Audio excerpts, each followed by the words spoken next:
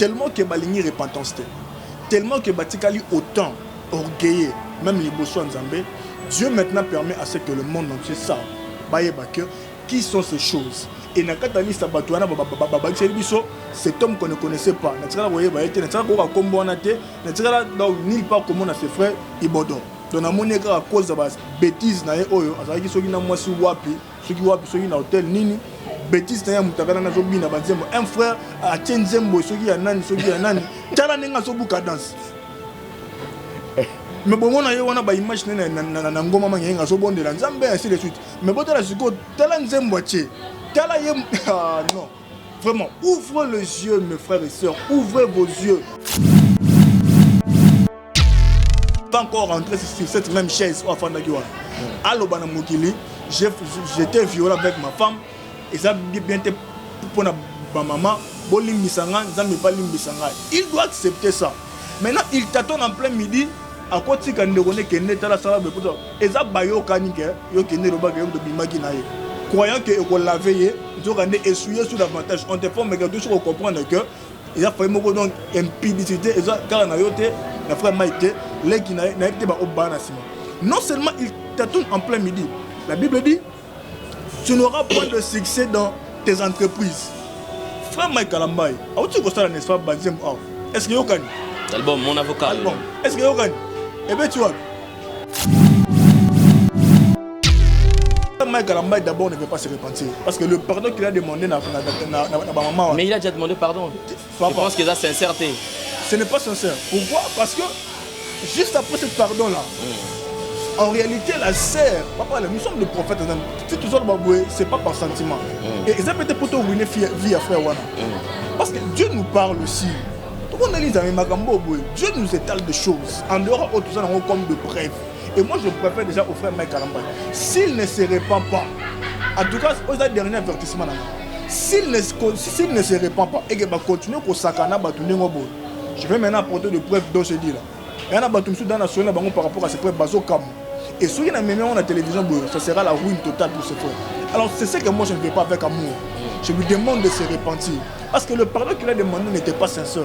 D'abord, il a nié. Il n'a jamais été violent, ainsi de suite. Mais pourtant, toutes ces images qui confirment vraiment frappent à Bétimo.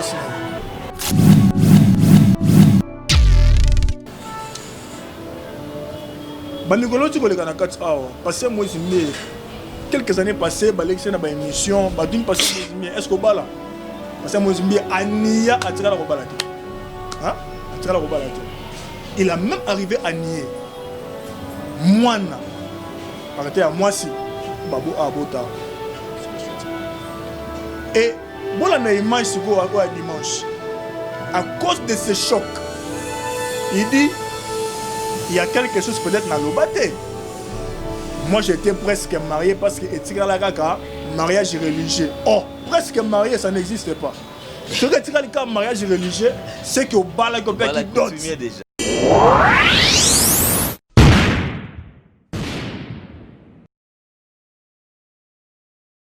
Le devoir nous appelle, mesdames, messieurs, vous qui nous tirez sur Nouvelle Tendance Télévision.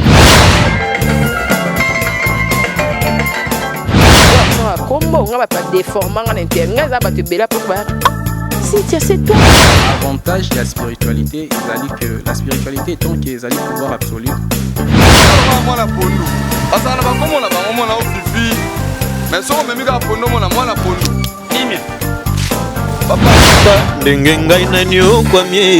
Na boloko ya bolingo oyo nzambe nazo pe bambona ngapie ya ona préféré na sala ngavio Toyebiki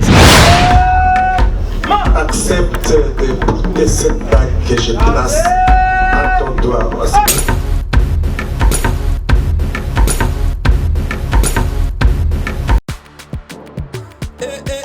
Maman na ngai bongola matoyi o kalisolo mwana londe mama Gisnovit ameme biso la solution pour le poso ya nzoto na biso yo muto beta batampo esala 15 à 20 ans esilaka te mwana Londres alobi solution ezwami somba kaka Gisnovit pakola na nzoto na yo na ismen ya bamba nzoto kokoma lekeleke poete mwete balapa solution ezwami mpona baposo ya nzoto na biso kobanga te yo moto osala 15 à 20 ans tampo esilaka te mikusa na nzoto makodia mapalata bokono nyonso oyo etali poso ya nzoto na yo Gisnovit eye na solution mwana Londres aye na solution kobukana te livraison nango eza partout dans le monde kobukana te ndeko na ngai solution ezwami mpona kozwa biso eza nango facile plus 44 74 24 025 437 na bandeli lisusu plus 44 74 24 025 437 balapa. Mesdames et messieurs, vous qui nous suivez sur Nouvelle Tendance Télévision, bienvenue à ce tout nouveau numéro de Vérité Réalité. Certainement, comme a toujours dit notre frère, l'air est grave. C'est vrai, nous tournons tout autour de l'actualité. Nous tournons tout autour de tout ce qui se passe sur Internet. Nous vous disons infiniment merci. Bonjour, bonsoir, tout dépend de l'ère à laquelle vous nous suivez. Il y a ceux-là qui ont l'habitude de nous regarder pendant la nuit, la journée. Et voilà, bien sûr, dans des endroits assez différents. Nous vous disons infiniment merci. Mbote, mbote, mbote, mbote.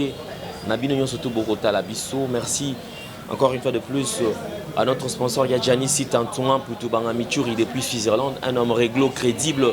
Merci à Chancel Mbemba, c'est lui qui fait la fierté du football congolais. Merci également à véritablement femme d'affaires Chouchouna Tatila. Merci à JL Lukombo de Genève. Merci à Malolo Loris la congolaise. Nous penserons également à tous nos partenaires puisque vous êtes tellement nombreux au Yobota, l'Arabiso, de part et d'autre. Nous avons également Chouchouna Tatila qui est en train de nous regarder. Merci également à Mami Mwandekela Mwanzambe. Merci à Claudine Bossaou, Vieux Sage Joli Mwamba, Eugène Bananguissa depuis la France. Ange Nyangas Schwarzenegger, acteur ballon métrage. Mbotenayo mon frère, meilleur vœu Nabino Nyon surtout. Merci également Dadima Vungu. Vous les garçons fraises. Nous saluons l'assistance aussi des juniors Lobikou. Merci, puisque derrière la caméra, nous avons Gédéon. Alors, la réalisation est assurée par Jordan Panzou. Alors, c'est avec cette équipe que nous allons travailler. Comme vous le savez, alors, droit de réponse, ça leur a permis. Alors, je pense que depuis que nous avons commencé avec cette histoire, dossier Ndekonabiso Mike Kalambai, vous avez suivi plusieurs réactions. Et aujourd'hui, c'est vrai, maman Badaki est un peu très touchée. Mais alors je me pose la question, si réellement il faudra arrêter cette hémorragie, et que je me pose la question, tout autour, il y a frère Nabiso Mike Kalambai. Est-ce que vous avez vraiment le temps? Conseil. Est-ce que vous avez vraiment le temps?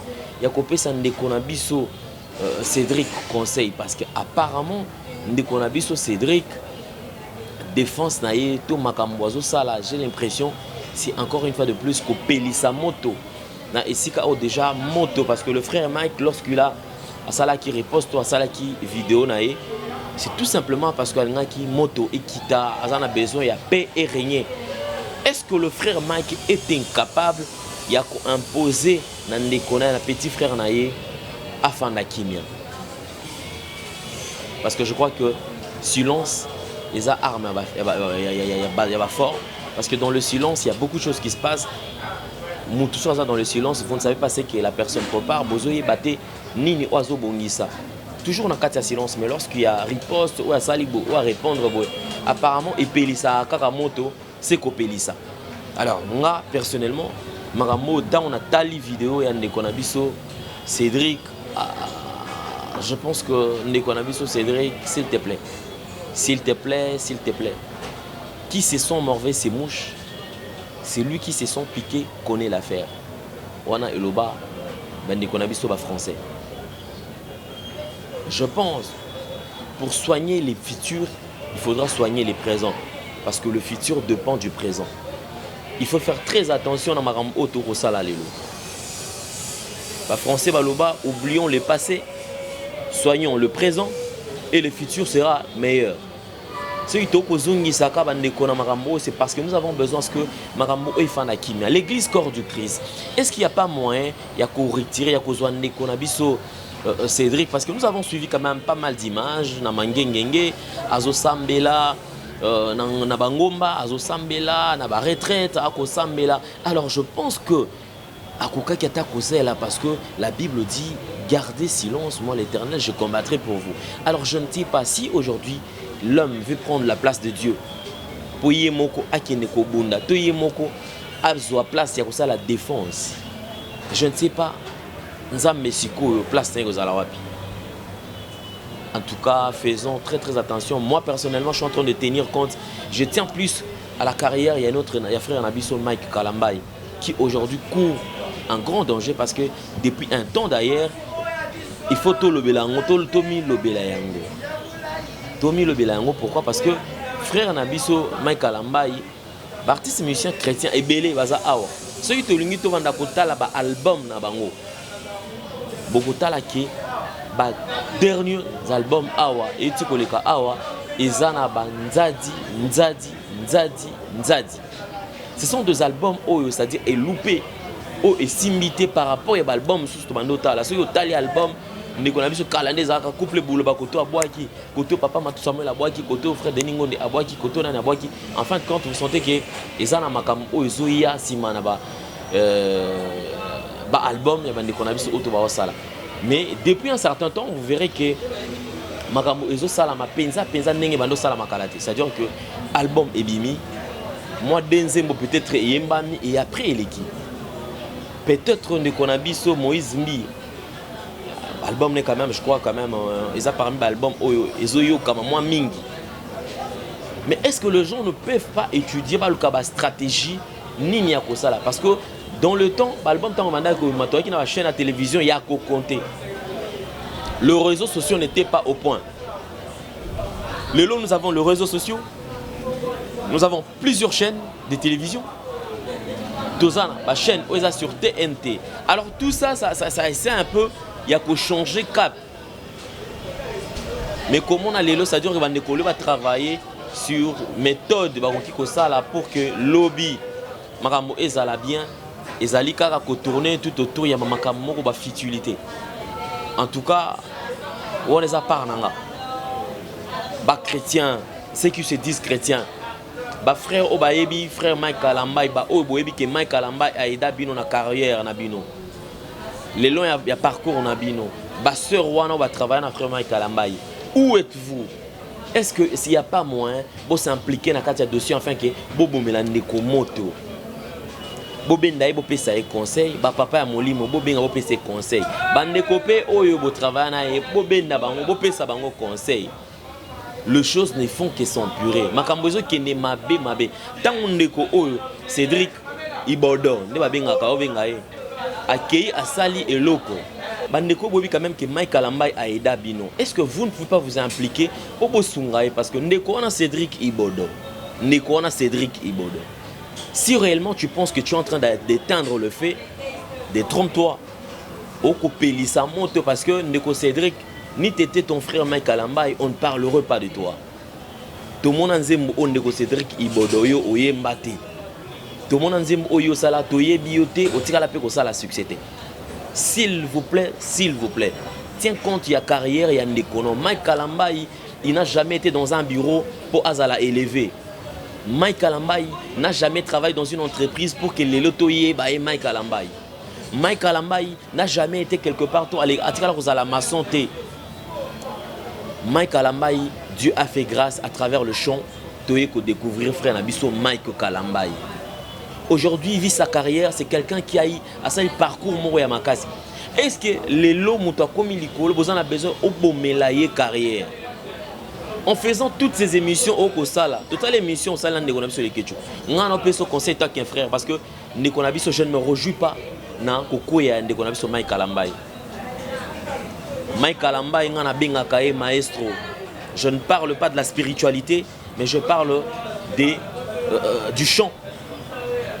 Non, sur le plan artistique à maestro. Ngana benga kae maestro parce que il maîtrise bien le chant. Ayebi makamba koyemba. S'il vous plaît, toyeba ya ko protéger. Protégeons nos vraies valeurs culturelles. Oza phrase otolobaka mingi nyango ngape na zone parce que naza parmi bato ba le ba phrase oyo. Bandeko, s'il vous plaît. Bandeko Boyebi, ndeko na biso Cédric Ibodo. Bobenga ndeko na Cédric Ibodo. Parce que moi, ça ne vaut même pas la peine ngana bengai.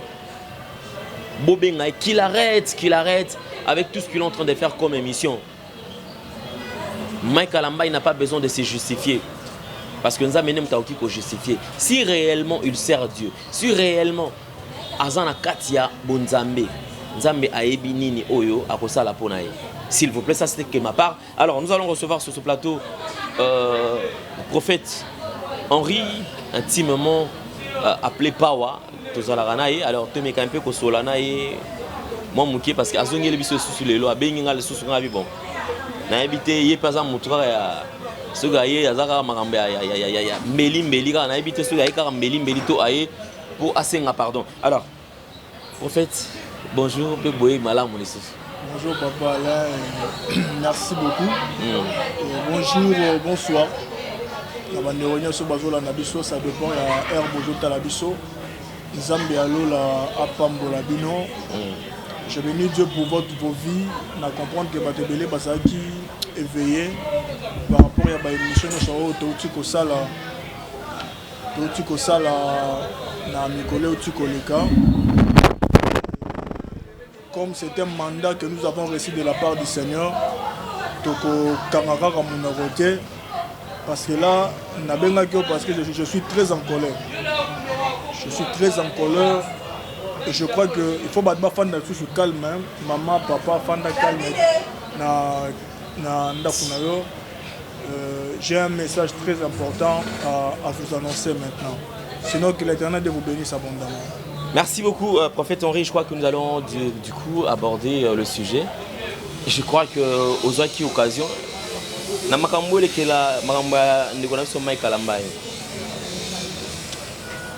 Suite aux autres là. Oui, en tout cas, je suis à l'actualité. Je suis à l'actualité. Comme on a vidéo, il y a un frère Ndeko Cédric Ibodo qui m'a vraiment encore énervé. C'est une colère sainte. Zakanda ya Bouzobaté. A tombé sous colère sainte. Parce que tu vois aujourd'hui papa Alain, Mike Alamba il se permet Atiara Kitia Fanda asenga excuse. Je vis ça, Ndeko Faina Kiti, Alobi na Batunyoso, ba maman Balimbisaye, malgré Niaki violence naye, Kanobet à moi cité, malgré Niaki naye, en gros c'est pas grave, mais l'essentiel pour lui était de s'excuser. À s'excuser. Mais moi je crois qu'entre temps le frère est en train d'excuser ba maman Balimbisaye, mais Azozong a l'issue na Simako Sakana ba maman. S'il veut réellement se repentir, on a besoin de faire des vidéos. Bon côté, Cédric. Abomine sous carrière à Néronae davantage. Il a déjà un problème au Azanango Toto. Tout ce bon de l'Anzamba, c'est qu'il y a quoi zone on a pas bonne voix en Zambie. Et maintenant, ce frère Cédric a sous les capons, on a bon mal sous Macambou davantage. Et tout ce qu'il est en train de raconter, 90% de fausses histoires, il y a le coup et un sens. Papa, si nous sommes des prophètes, s'il ne faut pas que ça battre, ce coup d'abord doit constater. Pourtant, on a telle vidéo, je suis rentré dans la prière, est-ce que c'est vraiment réel? Dieu m'a tout expliqué. Donc, qu'est-ce qui vous dérange dans tout ça? Parce qu'il y a le bineka qui est bon, vidéo, il y a mon takala, il y a les réseaux sociaux, il y a Abima qui n'a de quoi moi, c'est bon. C'est un peu vraiment touchant, hein. C'est touchant, mais alors qu'on se le dise quand même, parce que apparemment il est allé trop loin, on ne sait pas. Est-ce que Nengazolo Bakeye a dénoncé, a avoué? Est-ce que réellement Makambalobi est solo? Peut-être de façon à laver Ndekonae. Je dis au monde entier, tout le monde qui me suit, tout ce que ce frère a raconté, ce sont de fausses histoires. Et des fausses histoires, papa, Nzambe anasima makambo. Moi, nous sommes dans la mabe. Nzambe a aussi le temps. Sala. Azobengo na repentance aux oboya. Azobengo na repentance aux oboya. Et l'obiso qui Nzamba s'est décidé. Et que Abanako humilié. Dieu va utiliser les moyens pour humilier. Même tes frères, tes sœurs, tes parents, comme élément à win un ministère. Parce que et le moins c'est quoi la population? Parce que la population, lobby, Les gens se disent comme nini boss na basala nzambe tout le monde asala ka boy siko nzambe akoti siko na kati ya libota ye moko nzambe akoti siko na kati ya libota. Pourquoi? Parce que l'autre dans le bas qui Bible lobby je leur enverrai l'esprit d'égarement. Papa na ceux qui nous tabandi ko bunga et que aligné ko reconnaître les sous na été azonga te pona ko senga pardon na nzambe pardon sincère na ba maman na ba sœur no so oye abusé na bango. Papa l'enzambe a continuer ko humilier pe ko exposer si comme ya Mike la Mike et comment effacer na mboka. Et je vous le dis, si les frères continuent à être têtus devant Dieu, si les frères continuent à ko nier makambo ya ça parce que batambo no banga nzambe te. Ce qui devient de continuer à être têtu, frère Mike ou ton frère Cédric? Non, frère Mike la Mike d'abord ne veut pas se repentir parce que le pardon qu'il a demandé na maman. Mais il a déjà demandé pardon. Je pense qu'il a sincérité. Ce n'est pas sincère. Pourquoi? Parce que juste après ce pardon-là, en réalité, la sœur, papa, nous sommes des prophètes. Si tout ça, c'est pas par sentiment. Et ça peut être pour toi ruiner vie à frère Wana. Parce que Dieu nous parle aussi. Tout le monde dit Dieu nous étale des choses. En dehors de tout ça, nous comme de preuves. Et moi, je préfère déjà au frère Mike Kalambay. S'il ne se répand pas, en tout cas, c'est le dernier avertissement. S'il ne se répand pas et qu'il va continuer à s'accaner, je vais maintenant apporter des preuves dont je dis là. Il y en a qui dans la nationale par rapport à ces preuves bazo comme. Et ceux qui n'ont même pas la télévision, ça sera la ruine totale pour ces frères. Alors c'est ce que moi je ne fais pas avec amour. Je lui demande de se repentir. Parce que le pardon qu'il a demandé n'était pas sincère. D'abord il a nié. Il n'a jamais été violent, ainsi de suite. Mais pourtant, toutes ces images qui confirment vraiment frappent à Betty Moissinaï. Toutes ces images qui confirment frappent à Betty Moissinaï. En fait, c'est qui est contraire au pardon ou au propos de frère Mike. Mais frère Mike qui n'accepte pas qu'il y a bêta, il n'a jamais été violent. Et son frère qui confirme que frère Mike a bêta qui parce que il est à Tamola qui n'a moi si. Son frère vient confirmer qu'il a bêta qui parce que Tamola qui n'a moi si. Et moi je vous dis, ce frère c'est dit qu'il est Ibodo, qui vient de passer là dans la émission. Et ça égarément. Pourquoi je dis égarément? Parce que je crois que même le frère Mike Kalambay est derrière ça. Pour Nabango, laver image à Mike Kalambay. Or, Nzambe Simanango a poussé Bango Pena Basalango pour leur détruire. Dieu a poussé Pharaon. Il a dit c'est Dieu qui avait endurci le cœur de Pharaon. Allah n'a pas pris Israël tina mai à 2 heures. Or, Nzambe a dit sa gloire pour aboma Bango na katsa mai. Donc, mais combien d'irsi au point où Balingo se repentir Sali va créer Elokoana pour dire que à Outaki na Rotana na 3 heures, si rendez-vous na 3 heures, à Zobima Boy Bakuta naye à Sébirie, Baké Pouya naye. Papa, tout ça on a malo banzambe. Nous on a dévolé. D'abord, j'affirme que c'est faux ces choses. Et même si c'était... Je suis un prophète. Nous avons en écriture. Même si c'était Dieu, si c'est vrai ces histoires, c'est que Nzambe Pena Azo bête frère Mike Kalamba Tinasuka. Pourquoi? Parce que la Bible dit dans Deutéronome chapitre 28, verset 28. Deutéronome 28, 28. Ouvrez vos Bibles. L'Éternel te frappera de délire, d'aveuglement, d'égarement d'esprit. J'aime d'égarement d'esprit. Et tu tâtonneras en plein midi comme l'aveugle dans l'obscurité. Est-ce que le frère Mike Kalambay a évité que ceux qui ne voient pas la télévision que ça va lui suer lui-même? Non seulement dans la famille, mais si la famille est quelqu'un, la famille est impudique. Et il y a des ordres jusqu'au niveau où ne donc, à ce tâtonner en plein midi, c'est quelqu'un d'intelligent. Mais ce qu'on a avec même l'intelligence, pourquoi? Parce qu'il ne veut pas se repentir. Et ça, je me mets dans souka pour Anzam à humilier très bien jusqu'à ce qu'il va encore rentrer sur cette même chaise au Fandagiwan. À l'Obanamokili, j'étais violent avec ma femme. Et ça, bien pour ma maman, il doit accepter ça. Maintenant, il tâtonne en plein midi. À quoi tu connais que Neta la salle de poudre et ça bayo kanike yo kene le bagage de bimagi nae croyant que on l'a veillé tu vas essuyer sur l'avantage on te forme que tu comprendre que il a fait beaucoup donc impudicité et ça car na yote na frère Mike les qui n'a été ba obana sima. Non seulement il t'attend en plein midi. La Bible dit tu n'auras point de succès dans tes entreprises. Frère Mike Kalambay, tu constate n'est-ce pas Banzem or. Est-ce que vous gagnez Album mon avocat. Album. Est-ce que vous gagnez? Eh bien tu vois. Et ça dit combien de semaines c'est mon ezobet? Pourquoi? Parce que Nzambe à cause de la foi pour azobet tabandekwana, alors les succès dans l'entreprise tabango. Et Bible continue comme le et tu seras tout le jour opprimé, dépouillé, et il y aura personne pour venir à ton secours. Moi je croyais que Batumsou peut avoir téléma, en tout cas babandi pour défendre Makamba ainsi de suite les gars qui wana, mais je vois jusque là je vois personne oyo a joué à secours. Et c'est pas parce que Batou Balignette, c'est parce que Batou Nzambe nazo kota na kata Batou, afin que ba me na repentance. Plus pire na écriture dans le verset 30 Babalobi, tu auras une fiancée et un autre couchera avec elle. Tu auras une fiancée et un autre couchera avec elle.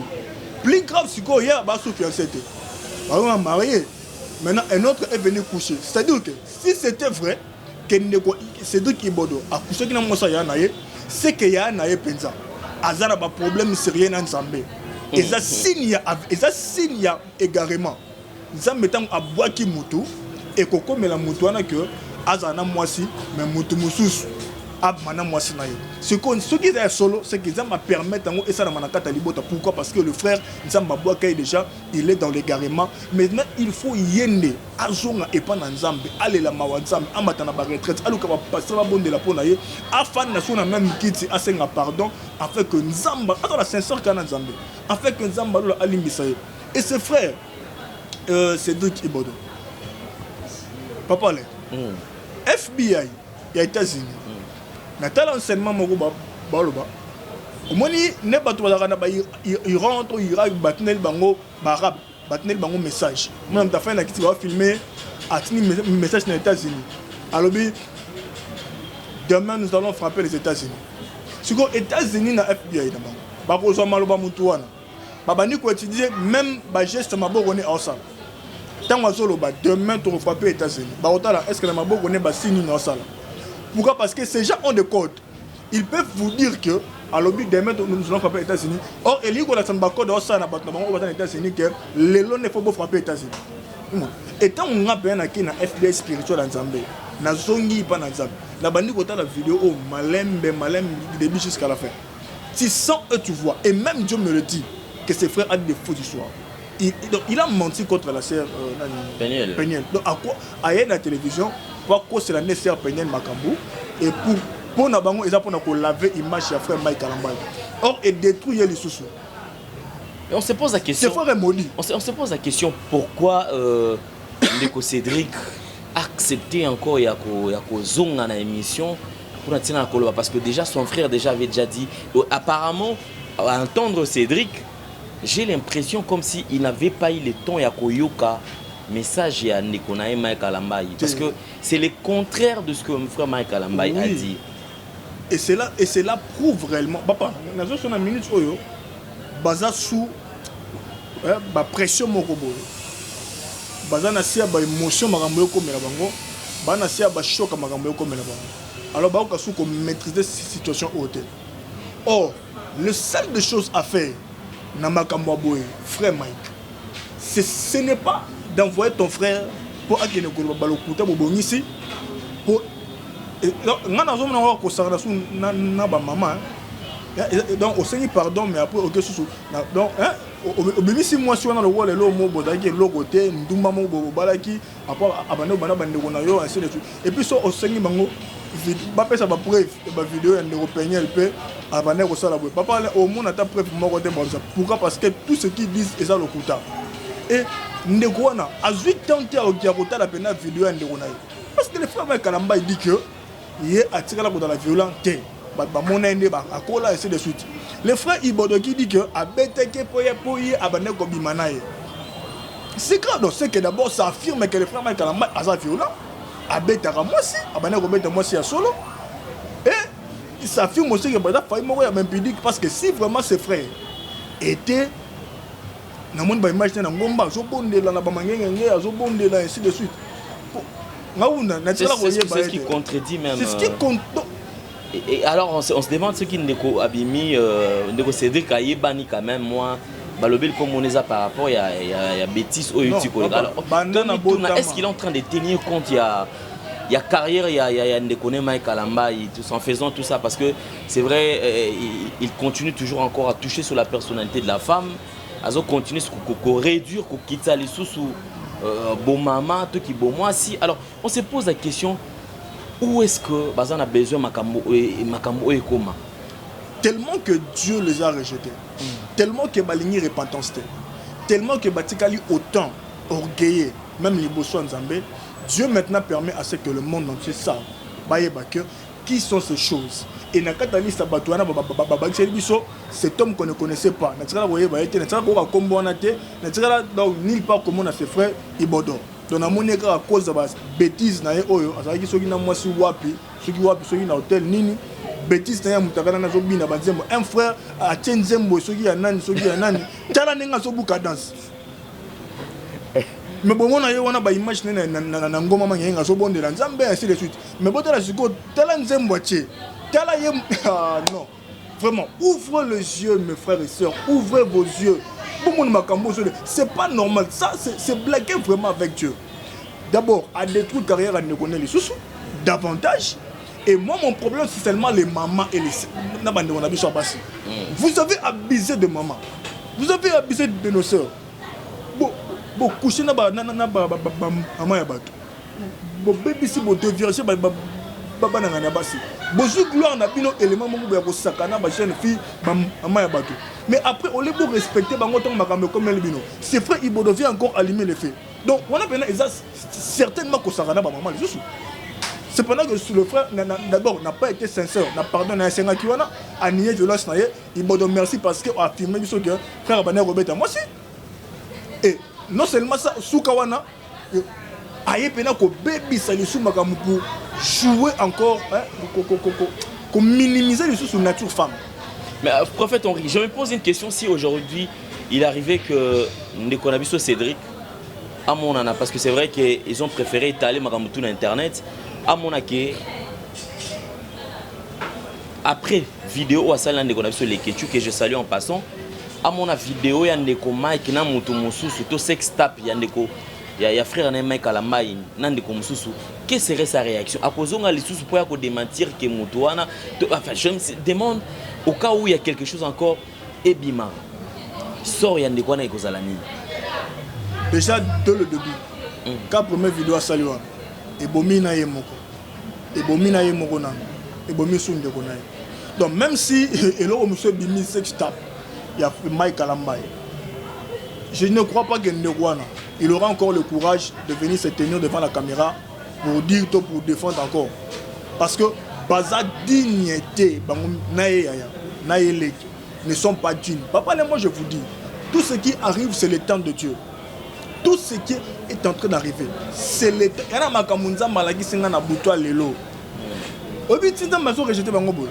C'est parce que même nam on a limité on est munene wana o ya église on a limité ya munene wana chantre on a limité na yende koyo Dieu m'a dit cette nuit même na moni bango ba sanga na nzoto. Je vous dis non bana ba comme homosexuel voilà en réalité na est-ce qu'on se référer na maloba ya ndeko ya mwasi wa bana ko loba likola Moïse Mbebo na nga Moïse Mbiete que à mon bango kozala ensemble bango mibale le roi mwasi na mobali. Et aujourd'hui la nuit nga na moni yango bango mibale ba sanga na nzoto. Et ce genre de choses c'est l'abomination. Et à cause de ça Dieu les a rejetés. Papa Alain bato oyo komi Tanzambe 2020 na obaki awa eza année oyo belé ba ko koya et belé ba ko mata. Eza année ya alliance na Nzambe. Et Dieu va exposer tous ces faux hommes de Dieu. O batambo na kobanga Nzambe te 1. O bakota na occultisme de, bakota na bakabal juif ainsi de suite. Nzambe a exposé bango afin que le monde entier sache qui sont ces gens. Batu batira ko na bango ko de sentiment, batu baluka voix parce que aujourd'hui la voix de la vérité est calomniée. Batu bazo ba souté ba comme na confusion. Qui est de Dieu, qui n'est pas de Dieu. Au côté ba défense. On dit que bon permettre il faut nation nationale ga Moïse Mbieka na mission. Bon papa tellement que Dieu les a rejetés. Nzambe soka komi ko tinda bango basala makambo e komima bango tina suka na bango jusqu'à leur fin. Et tout ce qui arrive, bien aimé dans le Seigneur, c'est parce que Dieu l'a décidé ainsi. Pourquoi? Parce que ma frère Oy, bali ko se repentir. Les jours où frère Mike Kalamba, ozwa kiti ofandi na kiti. O tie caméra liboso na yo. O sengi ba mama. Pardon. O sengi ba mama pardon. O sengi ba ndeko basi pardon. À cause de mauvais comportement na yo. Au sengi monde entier, l'église corps du Christ pardon. Au luki basi nzambe. Babon de la peau na yo. C'est ce jour-là que tu obtiendras miséricorde dans ta vie. Et c'est ce jour-là que Nzambe va retirer les bocaux de l'icône à Kanda. Parce qu'il est possible que Nzambe l'imbisaye. Mais s'il continue à être autant, tu vas continuer à attendre la gloire na les calos bagana ça qui tout ça papa na mon tout monde a passé même minene. C'est pourquoi j'aime le Nigeria. Un grand pasteur nigérien mon amoka muki, un grand pasteur lora bamutombo a. Mon amoka muki a quoi c'est un hôtel, pasteur à l'école dans le monde entier na bassin à 5 pardon. Et c'est là quand tu as sous confiance plus na c'est vraiment un homme de Dieu. Mais les gens ont des preuves via Masumunayo. Les gens ont des preuves via Tambolinayo. Les gens ont des preuves via Makamno Salibana Matabasi ainsi de suite. Mais ils continuent qu'on nier, qu'on s'en va pardon, qu'on joue la ironie. Et ça c'est encore blagué avec maman Nabiso, ma soeur Nabiso ainsi de suite. Et après Botine le sous de Kona Mobile, il bodo. C'est tout. Ah il sous qu'on ruiner sous ma camp davantage. Blagué encore avec les femmes, maman Nabiso. Et ruiner sous ministère na carrière na yo mon frère Mike Kalamba. Ouais. La simple chose que beaucoup ça là, et ça cause n'est pas dans la main de Dieu est sur vous. Va parler la main de Dieu est sur ces gens. Et ceux qui va se repentir au thé, papa l'Éternel les amène jusque même à la mort physique. Et que le monde est comme on a tout cas crise paquet. Et 2020 c'est l'année encore très dangereux. Au ceux qui besoin n'est pas dans la main de Dieu sera sur vous. Prophète Henri, je me rappelle, j'ai jeté un coup d'œil sur les commentaires. Il y a de ceux-là qui disent mais prophète Henri, na place ya koyako dénoncer na télévision, na place ya kokota na kuku au bon de la pona bango. Pour na bango moni qui sengela qui prier pour na bango. Pourquoi est-ce que vous continuez kaka ko dénoncer bango boy? Je continue à dénoncer parce que la Bible me le donne. Il a redénoncé bah œuvre à Satan. Tout ce qui se passe, papa les basangana na ténèbres. La lumière au tout ça nango ego sangana ténèbres. Tout ce que ces gens font, et ça va œuvre à ténèbres.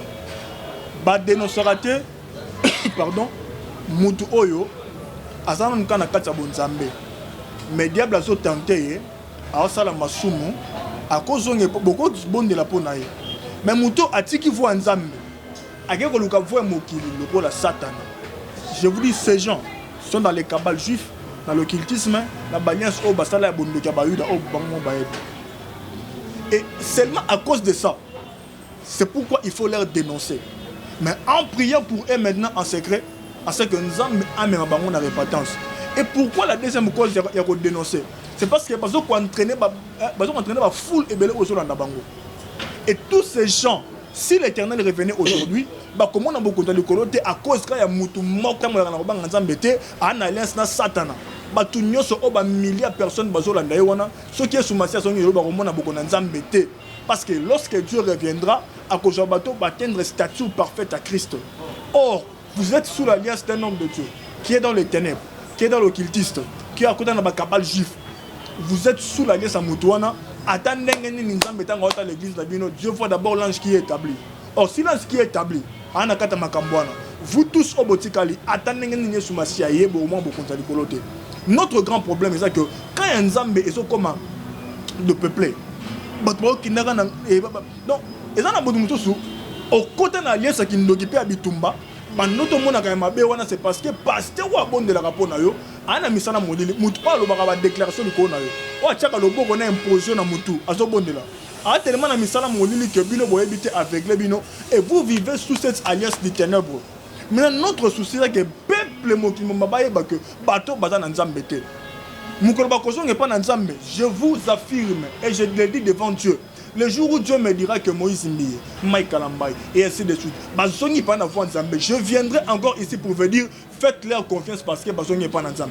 Et tant que l'Éternel continue à nous dire que ces gens-ci sont encore dans les ténèbres, sont encore dans la molili, nous allons continuer à venir dénoncer leurs œuvres afin que le peuple maintenant bazo boum ensemble maintenant bango pas maman bato ba bon passe papa bato bazo souffrir bazo luka vie parce que une fille ngani bazo luka mabala ya bien yo oyo bimina ye obebi si fina ye o tient non seulement envoûtement ya gisagifikatir ya kindoki na ba envoûtement kindoki no so ozana ngona mona molili o la tsengo bana bato c'est beaucoup mona bana ngani bazo kola mabala ezate. Donc tout ça pourquoi? Parce que l'influence à moto a ce que dominer bino ministère et nous avons comme devoir par le Saint-Esprit et par la Bible, la parole de Dieu, de venir dénoncer ces choses afin que le peuple baille que c'est là où ils ont mabé tout le canzela ensemble. Tout le monde pas ensemble afin que les jours, mon problème c'est le royaume de ses papas. Les jours où l'Éternel reviendra, tous ces gens iront où? On a une église de 5000 personnes, mais les pasteurs occultistes, 5000 personnes en fer, c'est le remonquete. Ils ne seront pas sauvés seulement à cause de l'alliance autorité à Mouto Bazanaï. Ok. Ça c'est grave, alors je crois que le souci est que Dieu nous fasse grâce hein, à ça vraiment parce que à un certain niveau ça dépasse même moyen au talent on a l'issouni pour comprendre. Alors nous allons passer à la deuxième partie. C'est bon, ça vous arrange? On peut passer? Non, avant de passer à la deuxième partie, je voudrais parler, je voudrais dire deux mots au pasteur Moïse Mbi. Pas de problème. Pasteur Moïse Mbi, quelques années passées, il y a une émission, est-ce que pasteur Moïse Mbi a attiré la robalate. Il a même arrivé à nier. Moana, arrêtez à moi si, Babou Abota. Et bon, la image à dimanche, à cause de ce choc, il dit il y a quelque chose peut-être dans le bâté. Moi j'étais presque marié parce que mariage religieux. Oh, presque marié, ça n'existe pas. Ce que tu as mariage religieux, c'est que au balagopé qui dot. Déjà. Oh, le coutumier déclaré mariage. Ce que la Bible reconnaît, c'est la dot. Le mariage religieux n'est pas biblique. Et ça va formalité tout ça la pour tout ce sabbat tout ainsi de suite. Mais dans la Bible était un mariage religieux. Ce que Dieu reconnaît c'est la dot. C'est-à-dire que pasteur Moïse Mbi après ça déjà dot. Abalaka moi si moko boye oyo moi si wana après quelques temps à comprenant misala moko boye pasteur Moïse Mbi. Botu na bato Kazarema. Cette femme est passée pour dénoncer le pasteur Moïse Mbi. Et ils ont menacé les gens de Kazarema ba effacer émission wana. Mais bateau batana ngoto kotaka ba monaka so batana bazali ba botinga ba commentaire na c'est il y a des gens qui ont vu ba dénonciation il y a une personne qui nous appelle pour nous parler de 8 enfants ça dure que oui ba na bazali et ça possible qu'on quand même 8 ça c'est il faut revoir tout ça il faut revoir ça papa c'est possible et moi je me demande toi qui es pasteur si tu veux être sincère avec tes fidèles et avec Dieu pourquoi qu'on nie que dans ce cas là qu'on bat la tête. Pourquoi on est renaissant à moi? Cependant, ça dit que tu es la Bible dit le père du mensonge, c'est qui? C'est le diable. C'est-à-dire que lorsque tu te tiens à chair, au thé à Batou, mais Batou ne va dire que personne n'a pas la robalate, la robotate. Cependant que moi, si à cause de choc, au senti que ma gambe comme Longindo, au bandi comme ça va faire, papa, et s'ilité, ils ont encore des vérités et comme Manamuno, on a bango moko. L'autre comprend que l'immoral lobby à Balaka presque marié n'a coutumé à rater donc c'est que au bala déjà mais il a nié tout ça. Pourquoi conduire les affaires de Dieu au Kamba église mais na kata lo kuta na kata mama pourquoi tout ça nos grands problèmes repentez-vous mes frères repentez-vous et sinon la colère de l'Éternel sera le grand bafi na bino et lelo et comme ça, on va continuer à faire des choses. Merci beaucoup, prophète Henri. Alors, je crois que nous allons prendre la deuxième partie. C'est vrai, ça ne prendra pas beaucoup de temps. On nous signale quand même une minute. Déjà. Ok, c'est bon. Alors, nous allons vous donner quelques minutes, comme d'habitude. Alors, question de vous exprimer, partager aussi avec ceux qui sont en train de nous regarder. Alors, tout ce que nous faisons, nous ne le faisons pas pendant qu'on s'acharne contre Muntu. En tout cas, c'est son parti pris. quiconque voudra aussi répondre, le plateau est là. Problème ezati. Ezalati non bino non. Ezana on a j'ai bon monté. Nous sommes vraiment impartial. Merci beaucoup, Prophète Henri. Vous avez la parole.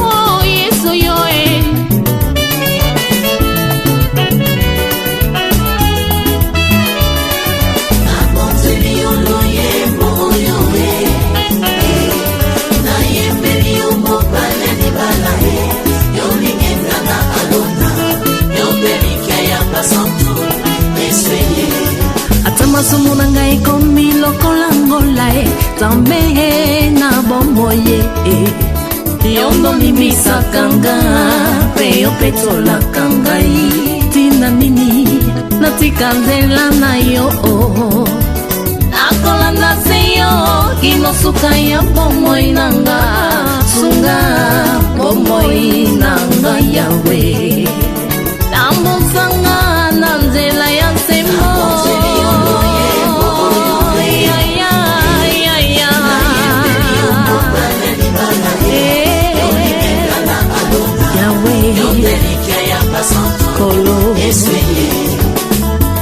Yona papa bozali moko salete yona ngai tokoma moko nazala mokanda yokoma makomi na luyembo nanga bato basuwa bomo nga biloko yo nde mungwa yopesanga saveur yosiyanga rivière papa inondenga aikoni yo moto papa pelisanga ozamai neve na pusa papa sulajenga mwana mpate aleluya nzambe na pomo kembo nanga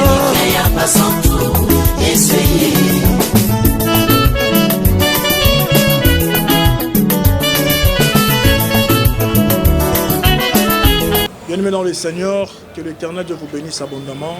C'est bien votre prophète, le prophète Henri. Que la grâce de Dieu soit avec vous et que la faveur de Dieu soit votre partage. Bien-aimés dans le Seigneur, d'abord, on a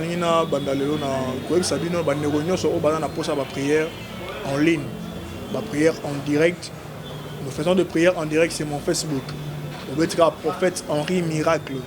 Prophète Henri Miracle, je crois que le réalisateur n'a c'est Prophète Henri Miracle, sur commis ango au monanga,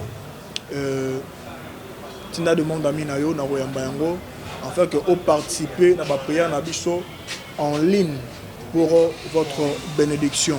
Tout ça pour la carte, orienté à Batou, et Makambo Belé, et les Kakawana Batou témoigner Zambé à cause de la prière. Que Dieu vous bénisse de partout pour la Nabiso. Bien aimé dans le Seigneur, ça fait quelques temps, nous avons continué à enseigner les mots Tanzambé sur l'influence des noms. L'influence des noms. Et gloire à Dieu, Baté Belé, Bazo Bengabiso, Bazo Bikarobo Kwanzambé, toi qui n'a retraite n'a pas de rebelle, Oyo, participer qui n'a retraite Nabiso, à cause de l'influence, il y a un combo. Pourquoi nous sommes au Benga, tout bon de la peau? Parce que les noms, ils ont une influence. Combo, ils ont une influence. La Bible dit que David a dit que serviteur naïe et pas Nabal. Pourquoi? Parce que David a laissé ça, brebis à Nabal. Tant que David a côté sécheresse, a dit que serviteur n'est pas gagné quoi bisa Nabal.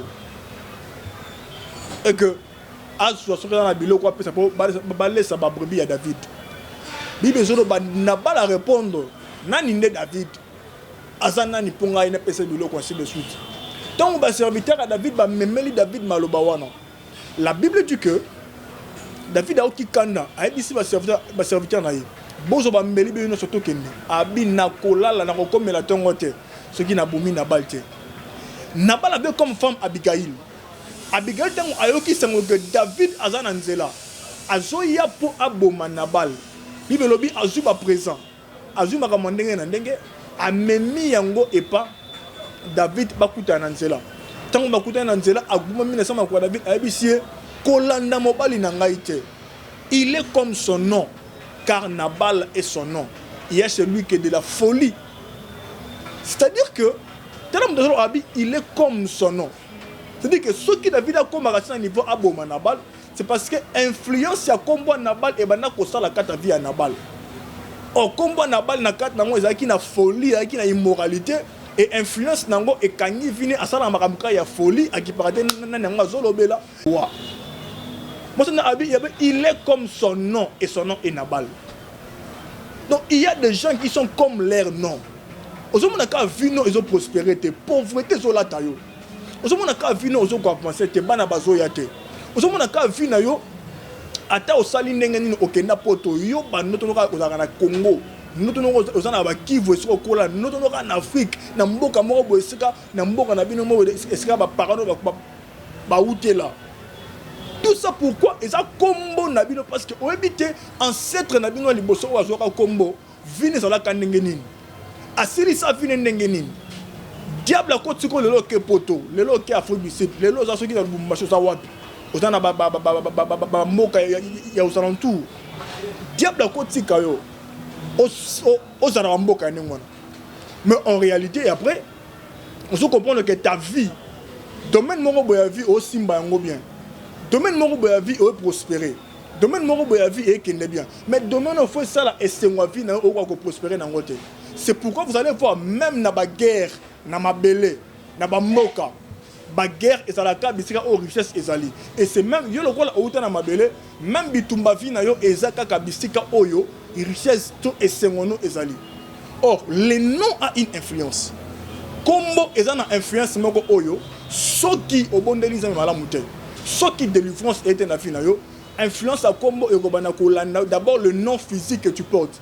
Influence nango e bana kolanda yo jusqu'à ce que vino dans la détruit makambo simbate au prospérité au monde na loboko nzambe te ti oro kufaka bo or eza influence à combo zo porter.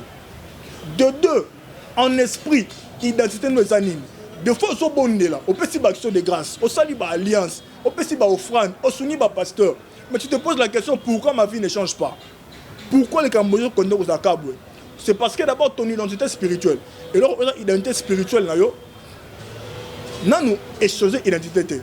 Tu es jusqu'aujourd'hui célibataire dans l'âge de parce que l'identité en esprit est un célibat. Si le lot est chômeur parce que l'identité en esprit est un chômage. Si le lot aussi parce que l'identité en esprit est une instabilité financière.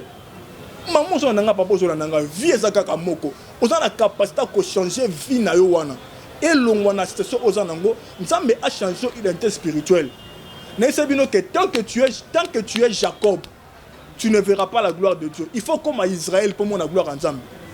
Tant que tu es Abraham, tu ne verras pas la gloire de Dieu. Il faut comme à Abraham pour mon la gloire en Nzambe. Tant que tu es Sarai, tu ne verras pas la gloire de Dieu. Il faut comme à Sarah pour mon la gloire en Nzambe. Il y a beaucoup de gens où Nzambe a changé. C'est ainsi que dans le livre d'Ésaïe, la Bible dit, lorsque la gloire se lèvera sur toi, on t'appellera des noms nouveaux. On a posé ça comme moi, c'est Kanafi Nayo. On a posé ça comme moi, c'est Kanafi. On a changer combo en esprit. Identité en esprit. Parce que comme nous autres, il est impossible de changer en combo et quand on a mis Kanda Nayo. Mais on a prié au Sala. Pour combo, on a inférieur à ma bé et longue. Yo bandobi ensemble. Ce que on a combo est bien sur le plan physique. C'est-à-dire que sur le plan spirituel, identité Nayo. Et on a prié au photo Sala. Pour identité notre moyen échanger. Ou comme on a identité est bien. Pour mon alipamboli, Job alobi dans l'homme en réalité ce n'est pas la chair mais c'est l'esprit de l'homme. Si ton esprit est bloqué, si ton esprit est envoûté, moyen na nzoto boy, au mon alipamboli exacté. Et bato nengono so boso landangai maman papa. Okope sa ba offrande, okope sa ba dîme. On sa soki nengani na pasteur na prophète, obengi prophète ba matina mbongo poto sala boy. Na mo okokuta na bato nengwane belé. Mais na vie na yo. Osaka na posa. Au représenter vie dans Liboso ensemble. Psaume chapitre 50, verset 5. Bible dit rassemblement mes fidèles qui ont fait alliance avec moi par les sacrifices. On représente la vie. Dans le extensible, il y a temple. Aux yeux, l'eau comme il y a temple ensemble. Et dans la quitte, et dans la chair, et dans la l'eau bassin à l'église. Au tien, on a katana ensemble pour représenter vie na yo. Le but est prophète. Sinon, on a boye. La ligne a représenté finalement pas ensemble. Pour bitou manangé style. Dans micro, dans ampoule. Donc tout ça, dès que cette chose, Dieu te voit. Parce que l'autre est représenté dans le monde d'Amolili, qu'on attend au gloire, Maramba diable, ceux qui t'a, et nuire davantage final. Et ceux qui sont dans Katana ensemble aussi, lorsque la gloire de Dieu descend, ils ont pas la paix final. Et seulement mon pas représentant finit pas dans Nzambe, ne finit et comme on a prospérité. Alors mon numéro est là affiché ci-dessous. Bobenga Tobon de la Ponabino. Nous continuons notre retraite afin que la gloire de Dieu et la puissance de Dieu et ses manifestations dans la vie Nabino. Soyez bénis au nom de Jésus-Christ. Amen. Voilà, merci. Donc ça, c'était la deuxième partie. Nous sommes arrivés pratiquement à la fin de cette émission dans le but toujours de vous satisfaire et surtout que vous continuez à nous faire confiance. Nous également, à notre tour, nous ferons de sorte que nous ne puissions pas abuser de votre confiance. Continuez toujours à vous abonner sur Nouvelle Tendance Télévision, continuez à partager, continuez à faire de likes par rapport à tout ce que nous avons comme vidéo. Mesdames et messieurs, augmentons encore plus le nombre d'abonnés et continuons à nous soutenir parce que cette chaîne vous appartient. Infiniment merci à vous qui apportez une touche assez particulière par rapport à notre chaîne. Tokomi Nasuka, Prophète Henri. Alors le numéro de Prophète Henri est affiché au bas de vos petits écrans. Continuez toujours à appeler, à soutenir. Vous qui avez besoin de suggestions, remarques, vous avez des questions à lui poser, n'hésitez surtout pas, il est très flexible, ouvert. Il va vous recevoir seul, sans secrétaire, parce que Mingi ma secrétaire on est likam. Alors, Tokomi Nasuka, message je pense que tout est déjà dit. Il y a encore quelque chose à dire? Que le Dieu de grâce vous bénisse abondamment. Je voudrais quand même remercier Bandeko Nyoso Bazo Bengabiso pour soutenir Moussala Otozo Sala, Zama Pambola Bino, que Dieu te bénisse Papa Roger Sikozali, Zama Pambola Maman Suzanne, na Papa Vincent Esika Bozali, que Dieu vous bénisse, la servante de Dieu Ritz et Sikozali aux États-Unis, que la grâce de Dieu et continue Kozanayo, que Dieu te bénisse la prophétesse de Dieu Marlène Esika Zali en Belgique. Que Dieu bénisse tous mes enfants, tous mes fils spirituels, et surtout encore ces gens qui continuent à nous soutenir financièrement, matériellement pour tout réaliser l'émission, parce que lorsque nous passons comme ça, nous payons. Et que Dieu vous bénisse, vous qui nous soutenez. Et continuez à prier pour tous nos frères autour de chaque jour, afin que, et on a mis sur mais Nzambe a relevé Bango. Et on va comprendre. Priez pour eux, priez pour nous aussi, afin que nous allons continuer à combattre la biche. Celui qui a les mandats ne craint rien. Nous avons les mandats, nous allons continuer à dénoncer. Que Dieu vous bénisse. Merci beaucoup. Alors nous sommes arrivés pratiquement à la fin. Merci à Gédéon, merci à Jordan Panzou Merci à vous qui nous soutenez. Continuez toujours à nous appeler. Les numéros sont affichés au bas de vos petits écrans. Alors, quand on se dit au revoir, à la prochaine. Bye bye.